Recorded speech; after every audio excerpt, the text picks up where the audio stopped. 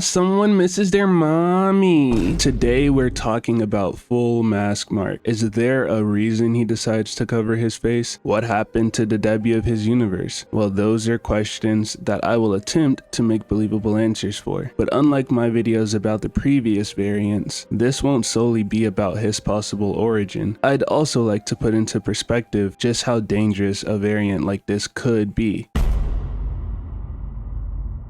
You know, some people wonder whether or not he's even evil, or if he even hurt anyone during the war. I'm sorry to burst you guys' bubble, but he's one of the few variants we see floating over a destroyed city. No one else did the damage for him, and I doubt he'd be able to level a city without any casualties. Besides, the fact that he's willing to work with a group of psychopaths and clearly evil people for his own personal gain is enough proof that he's far from innocent, or anything close to a hero. But let's not get too deep into that topic for now. Although Full Mask Mark didn't have too much screen time, with the time he did have, he made a pretty good impression on the Invincible fans. He was one of the only ones that seemed to be somewhat humane. Somewhat. Remember that word. I wouldn't be surprised if his life looked identical to our Mark's for a majority of it before the switch happens. The main thing this variant drives home is how much he misses his mom. So any theories of Debbie being absent from his life fly right out of the window. But then again, I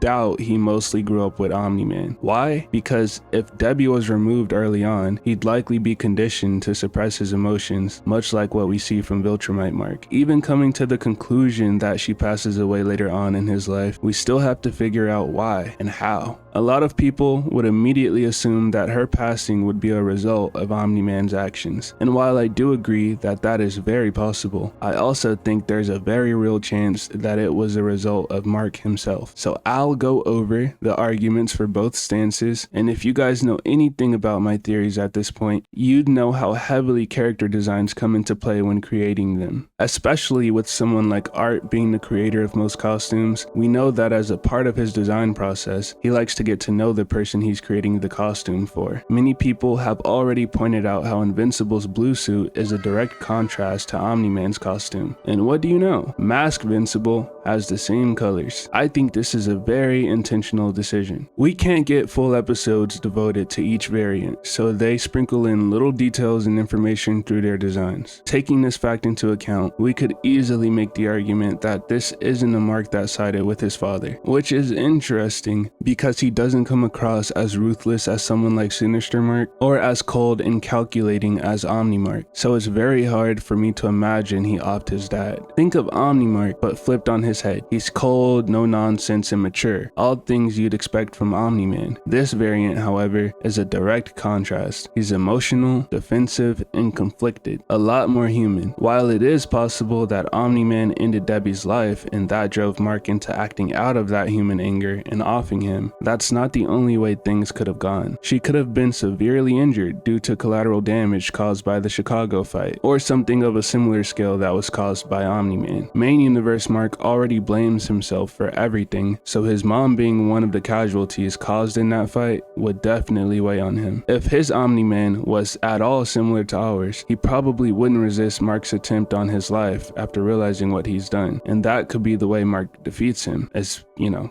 him giving up after offing the love of his life. Now, I know he says, "Not all of us killed Mom." but is he really a reliable source of information? He's more human than most of the other variants, right? And what do humans have a bad habit of doing? Lying. Not to mention, he doesn't seem to be stable. His words are a little frantic and he gets very defensive over small things. If he did actually off his mom, why would he want her back so badly, you may be asking? Because it was a mistake, possibly an accident, but probably a mistake. Accidents are actually different from mistakes because accidents are unintentional, but mistakes can be intentionally made within that moment. A lot of people bring up the scene of Mark saying, "Make me," to Debbie shortly after getting his powers, almost as if it were a threat. It's clear that this Mark has a fragile self-esteem, and whenever it's put into question, he lets his emotions get the better of him. I feel like this is what makes him so dangerous. He can appear to be nice or approachable when you hear his motivations, but when you dig any deeper than that, you'd start to understand why Angstrom chose him to be part of the war. before. That's something else you have to take into account. Angstrom has the memories of other Angstroms, so he knows the worst of the worst when it comes to the variants, and this is one he chose. If Mark did off his mom and quickly come to regret it later, it'd make a lot of sense. Kind of like when people rage over video games and break their setup, or someone says something they don't mean in the heat of an argument. It would also explain why he wears a mask. Not because he's disfigured, but because he wants to hide from himself. He doesn't want to look in the mirror and see the face of the person that took his mother's life. Or Omni-Man just offed her to make him sad.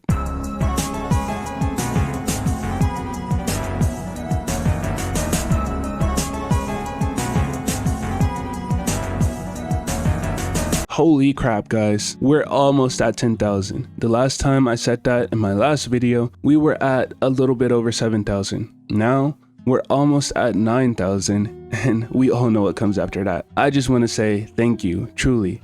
And the same thing I always say, us YouTubers can't do it without you, you know? And that is so very true. My videos have been extremely successful recently, and I appreciate that more than you know. I'm very glad you guys are enjoying this content because I'm enjoying making it. And there's been multiple times in my YouTube career, I guess you could say, because I have been doing this for, you know, a little bit over 2 years. There's so many times where I used to make videos and spend a lot of time on those videos. And then I kind of felt like, what was it all for, you know? Because they were passion projects, but no one were really seeing them. So it gets to a point as a creator, you know, you're spending hours editing a video, you're, you know, writing everything, you have the idea, you spend like half an hour or an hour on the thumbnail, and just for like 10 people to see it. And that's nice that 10 people clicked on it, but at the same time,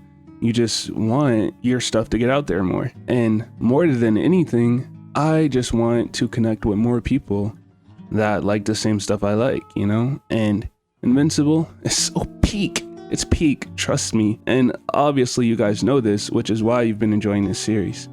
But don't worry, this isn't all I have to offer. I'm not a one-trick pony. I do have other videos I plan on making, but I kind of want to wrap up this series first before I start doing that. And hopefully you guys stick around, you know, after this ends, after the whole variants, you know, breaking down all the variants. I hope you guys stick around because I enjoyed having you. So yeah, help me get to 10K. I would really appreciate that.